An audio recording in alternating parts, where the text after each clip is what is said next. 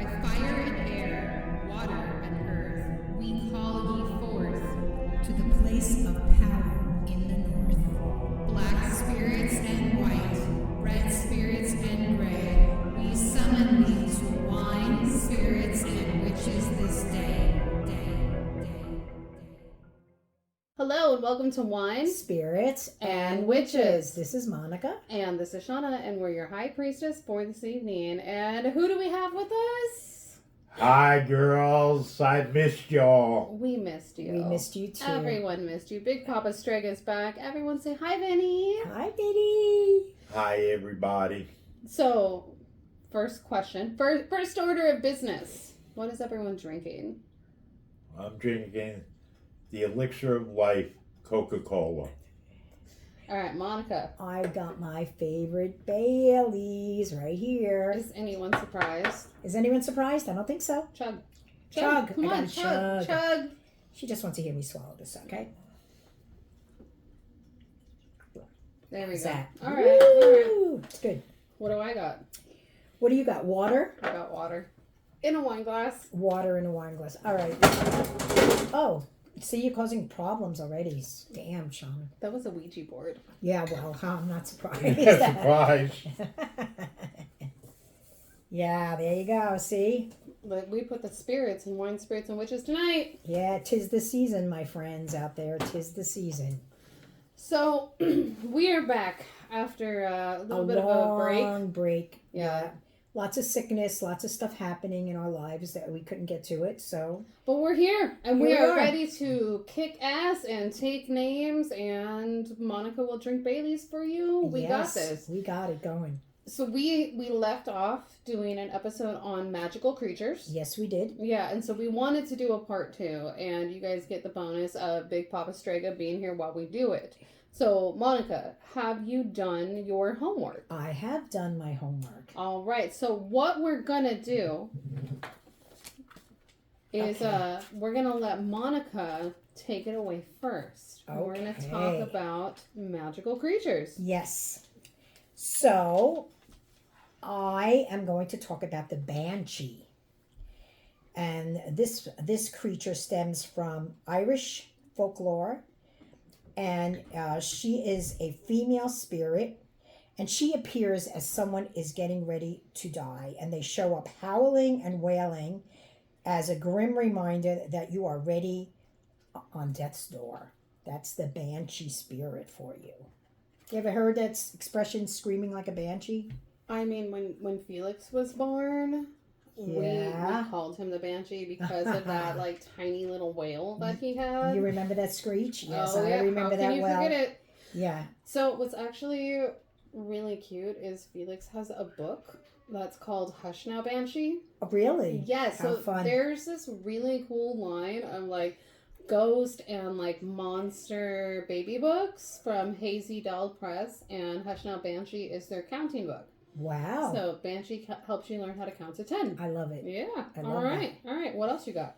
Oh, what about you? Oh, no. I don't got shit. I'm putting Vinny on the spot tonight. I hope you got plenty, Vinny. I'm putting me on the spot, too.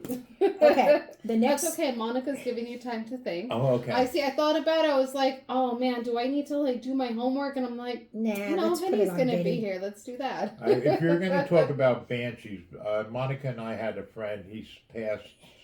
His name was Clark Lee, and he actually opened a metaphysical shop in Belleville called the Banshee. Oh, really? And Clark was very into the Celtic Irish side. And I busted his chops because he's like 100% blue blood English. He traces his ancestry all the way back to White Horse Lee, a general in the Revolutionary War. And in Scranton, there's an actual bar called the Banshee. Wow. And that yeah, like the they howl only- there at night, especially on St. Patrick's night. Is that the only cool thing in Scranton?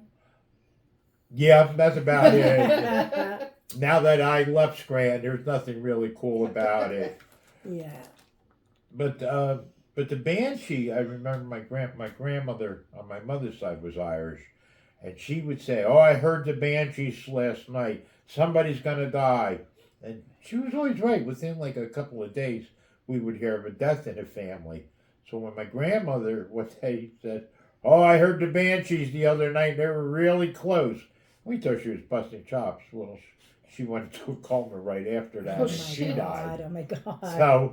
So, so the banshee stories, were very common among the Irish, uh, and that was just my personal experience with it. Do either of you know? And I'm sorry, we're sharing a mic tonight. We had a third one, but sometimes working. we just experience our own personal Mercury retrograde. Anyway, do either of you know? So is the banshee like a creature or is it a spirit? Like, can you It's a become spirit. one? It's a spirit. It's usually depicted as an older woman A woman. in like a shawl, because the Irish traditionally wore wool shawls, and her clothes are ripped and haggard. She's tired and worn. So she's a spirit, but people have seen her. And she's usually depicted in colors that that resemble a dead body or the void of corpse. life, like a corpse. Okay. And she's very haggard. Because she's old. I mean, we've all felt that way, right? Ugh. Oh yeah, we have. While we're in Ireland, did you ever talk about the leprechaun? We didn't do the leprechaun. I did the Hawaiian version, which is the Manahuni. Okay. But we have not done the leprechaun, so Well, take the it away. leprechaun literally means the one shoe maker. Whenever you see a leprechaun, he's only working with one shoe, and nobody knows where the other shoe is. So, I didn't know that. most people envision a leprechaun as that cute little guy on the Lucky Charms commercial. They're not that cute, and they're not that funny. They're tricksters. They're extremely intelligent. And the story I always heard was somebody, if you catch a leprechaun, you'll be able to, he has to show you his pot of gold. But they're very, very wise. They're very sneaky. So this young boy caught a leprechaun, and he said, "You have to show me your pot of gold." So he took him into the forest. There's all these trees. He goes, "It's right there, right under that tree." "Did you promise?" He goes, "I have to. You caught me." So the boy was smart and tied his scarf around that tree so he could find it the next day. But when he entered the forest, every tree had his scarf just like it shit. tied on it. I have a picture. I don't have it with me, but I have a picture of a rainbow that actually descended. It looked like it went right on my neighbor's house, and it was beautiful. So I kept teasing him, like, "Oh, I got to dig up your yard. You have a pot of gold under there." So what are you talking about? And I showed him the picture. He's like, "Oh wow, I wish." So one day he was digging, putting in a post hole, and he found some old coins that were like from the 1800s. That's great. That's so That's cool. awesome. They weren't gold, but it was Hey close man, enough. that's pretty cool. That is pretty cool. That's awesome. Wow. Okay. All right, I dig it. Well, my next one is the Enchantress. Ooh. While you guys do that, I'm gonna go get Felix's other book because we have the Enchantress in that. It's Wow. his ABC book, and E is for Enchantress, but she's holding the spirit of Aradia. Oh wow, that's crazy. So you go ahead, you guys talk about her, and I'll be right back. Okay. So she is a mystical female being that uses magic and sensuality to lure men to their untimely demise. They are often portrayed as witches or other magical feminine creatures who use their charms to tempt men away from their path that they're walking on. Kind of sounds like the siren. That the siren song would lure Right. the sailors to their death Right. and crash them on the rocks. breakers and the rocks and Yeah. such. And also that if you see the siren, she's very beautiful Yes. and alluring, so the sailors want to go follow that song, and it brings them to Absolutely. their death. Yeah. But She must be a Scorpio. she has to be. Come on, let's face it. Luring those men. Come on. I don't know any Scorpio women like that, huh, Monica? No, I don't know any. No, myself. not at all. No. And it is Scorpio season, by the way, everybody. We are in it right now. So They don't Yes. allow me to come to California except during the time of Scorpio, if you haven't noticed. Yeah, well, because there's two Scorpios right here, sitting right here. So there you go. Well, I'm just going to continue while Shauna seeks her books out. The next one is the Hydra. Stemming from Roman Greek mythology, a Hydra is a powerful sea monster with many heads. This creature is very hard to defeat. If you cut off one of the heads, two more will grow back in its place, making this one of the most formidable ocean creatures in myth and legend. The spirit of the Hydra lives on in laundry and dirty dishes, let me tell you. Can I just say, I am so magical that I appeared with the book Wow. and a beer. Nice. Look See, at that. not only a book, but the beer too. Oh, Mhm. God, that's Yeah. great. Were you done with Hydra? I was. All I was right. done. Well, this is the ABC Book of Monsters. Cute. All right. And E is for Enchantress. Well, she And check doesn't it look out. very enchanting to Nah, me. but look at her flame. I'm going to pass this over to you guys. The flame of Aradia. Mm-hmm. Oh, wow. So if you could see the little blue flame of Heradia, Diana's daughter, who brought Which is right here. Stregoria to the You masses. got it too. Yes, Mhm. yes, I do. Here's Yeah. mine right here. Monica and I actually have it tattooed. Yeah, let me show you mine. Here's mine. Yeah. I like to get tattoos where I can see them. I don't see any point of getting them where I can't see them. Yeah, but the rest of us see them. Yeah, well, I don't, and that's all. So You know, I have a tattoo on the back of my neck, and I totally forget that it's there all the time. Right. But at my job, where like the security camera is, it points at the back of my head. And so once in a while, I stop. I'm like, "What the fuck is that on my neck?" you And forget I'm like, "Oh, it's my my tattoo, tattoo. that I don't know I have because I can't see it. I only have one tattoo. My And it's on his roommate was butt. needed to practicing. It's not on my butt. I don't think so. No, it's not on my butt. And it's a phoenix Oh, nice, with nice. an emblem, with the symbol for Hecate on one side and Pluto on the other. Nice. Because I'm a good Scorpio. There I you have go. Pluto on and my Hecate finger. rule the underworld. She has Pluto on her Pluto finger. right on my finger." There you go. So, any witch parents out there, this is a really great book, and I was so excited when we got to E. So, just in case anyone wants to check them out, they also have Bigfoot Baby. Nice. That was a big favorite in our house for a while, and I think they have like a Mothman one now. Oh, wow. That's very cool. Mm-hmm. I have one more mystical creature for you guys, and it is a troll from Scandinavia and the British Isles. Trolls are large, monstrous beings that live in caves, under rocks, and bridges, or in the interiors of mountains.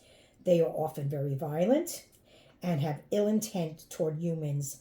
Some, but not all, possess magical powers. Griffin, when he lived in Norway, said that once in a while there'd be this really like dense, crazy fog. And if you went into the forest when that fog was out, that you could see the trolls moving in the forest. Wow. Crazy stuff. But now I think about it, I'm like, who the fuck's like, it's super foggy and I can't see. Let's go to the forest and go look for like fucking violent monsters. You never know. Griffin, apparently. Some people are just very adventurous. What can I say? While you were talking about Scorpios, let's bring in one more mythical being. Vinny? The Phoenix. Oh, I'm mythical, all right. The Phoenix it rises from the ashes, Right. it flames, becomes an eagle, and crashes again and becomes the scorpion. Scorpio, which is the sign we're in now, is the only sign that has three symbols: the lowly scorpion, the phoenix, and the eagle. And we're supposed to go through transitions where we're really, really bad, and we burn up, and we learn our lessons, and we soar up as a phoenix to become an eagle. I like to think of myself as an eagle all the time. Look at that, like shit-eating grin on your face. Because I'm lying through my teeth. Well, But that's one of the reasons, like a lot of people don't realize that, the phoenix, that mythical being, really does reflect on Scorpios.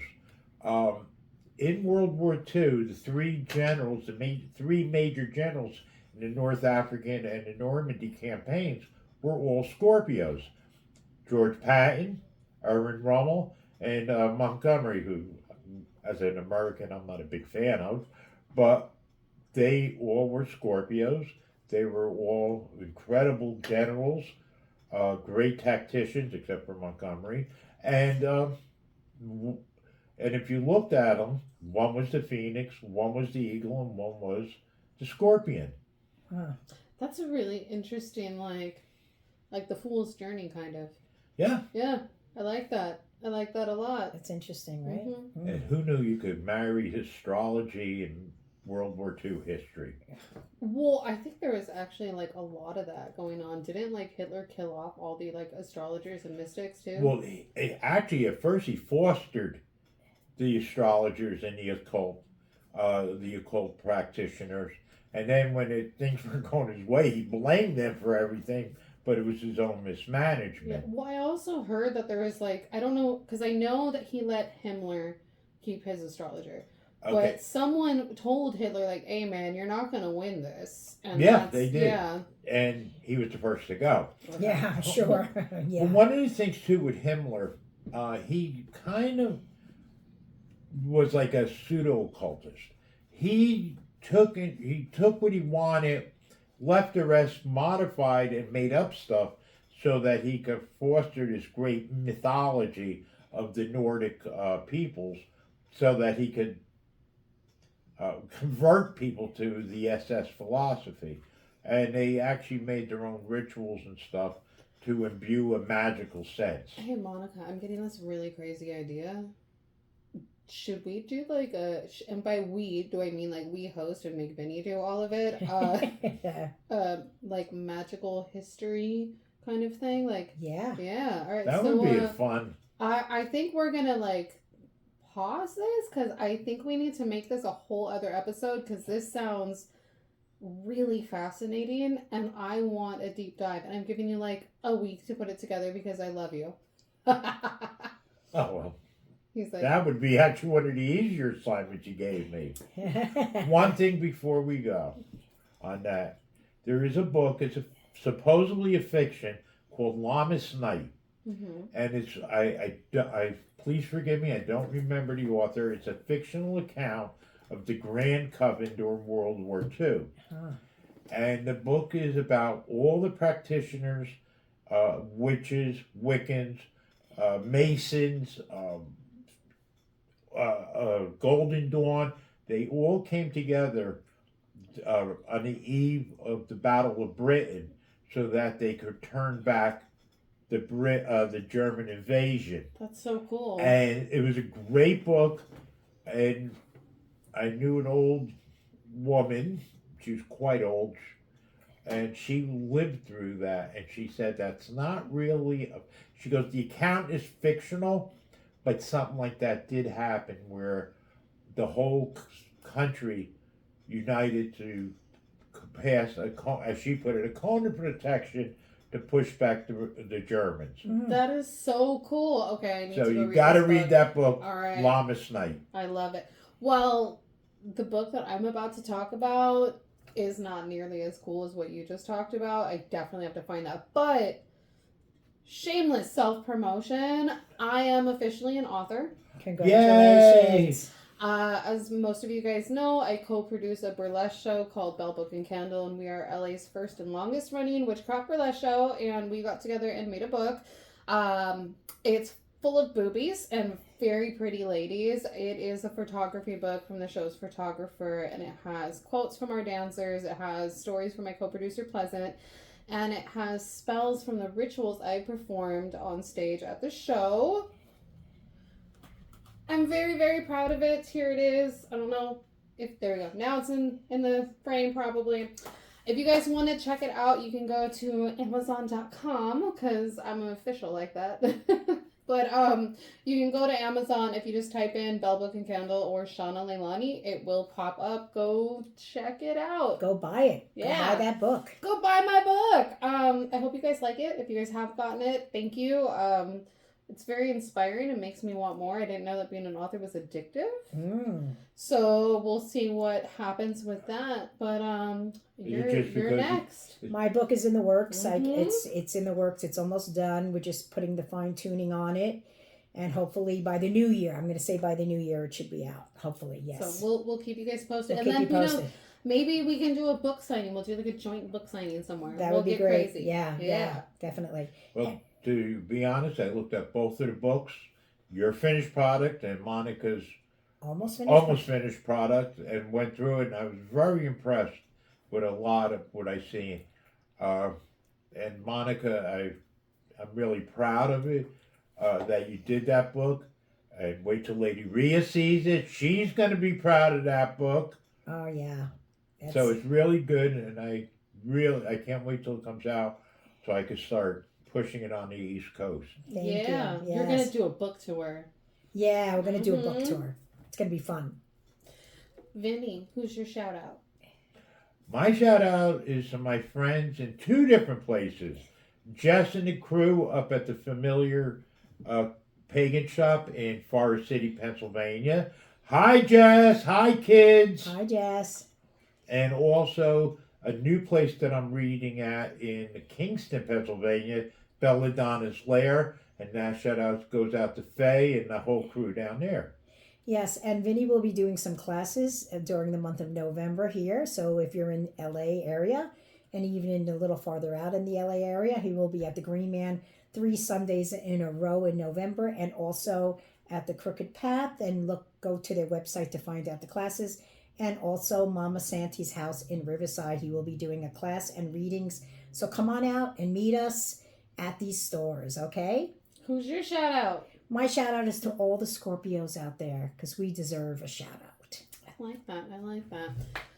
I like that I put both of you like on the spot and you like did it so well. I'm like, well, who am I shouting out? I'm shouting out to both of you guys because I love you. Thank We you. love you too. It's love you too. also Scorpio season. So it's It your is. season. And who's your favorite two guys. Scorpios? Well, my dog was a Scorpio. Okay, who's your three favorite Scorpios? Here we go. I've got you guys and my hammy dog up in heaven. So happy birthday to both of you. Thank you. I love you. I think I get to spend your birthdays with both of you. I think Yes. you're going to be in town, so that's also a treat. Happy birthday to all of our Scorpio babies. We love you. Thank you, everyone that has been so patient while Yes, we thank took you our for break. being patient, for sure. Yeah, absolutely. Yes, but we are back. We are sassy, and you best believe I'm going to take full advantage of Papa Struggy being here, and I'm going to try and record as much as I can while he is here so that you guys have little sprinkles of Vinny to kind of go around. So Yes. until then, we will see you next time. Merry meet. Merry part And Merry meet again.